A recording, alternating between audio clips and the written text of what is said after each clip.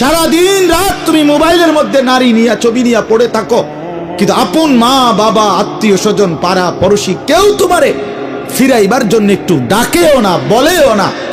এমন হয়ে গেল কেন তোমার জীবনটা? কেউ তোমারে বাঁচাইতে চায় না কেন?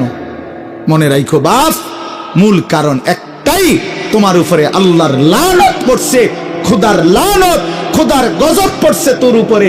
এজন্য আল্লাহর লানত পড়ে যার উপরে, তার থেকে গোটা সৃষ্টি মুখ ফিরায় নেয়। এটা মুখ ফিরায় নেয়, এটা জরুরি বিষয়, মুখ ফিরিয়ে নেয়।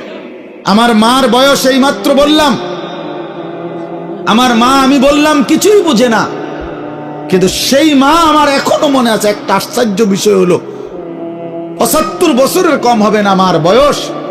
মা আমার এখনো আমারে বলে, আমারে দেখলে বলে বা আমগরে বলে, আমার ৪৪ বছর বয়স, আমার 4টা সন্তান আছে, আমি আজকে 21 বছরের চাইতে বেশি ওয়াজ মাহফিলে যাই আলহামদুলিল্লাহ আল্লাহর দয়া। কিন্তু কসম আল্লাহর, মা এখনো আমারে বলে, ফুত নামাজ পড়ছো না, নামাজ পড়ছো না। আমারে সব সময় বলে, মা ফুত চাইও মানুষের কত আনে মাহফিলে যাও, মানুষের লগে চাইও টাকা পয়সা লইয়া, ঝামেলা করো না। কতবার যে কইছে এই কথা, এটা মা আমারে আমার জীবনে।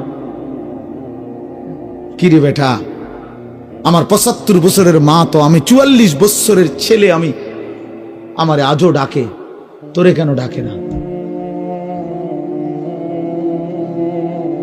তোর উপরে কোন খোদার লানত পড়ছে বেটা?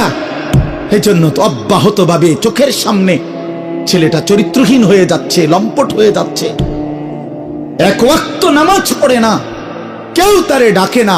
আহা, কেন এমন হয়ে গেল বাপ? তুমি এত বড়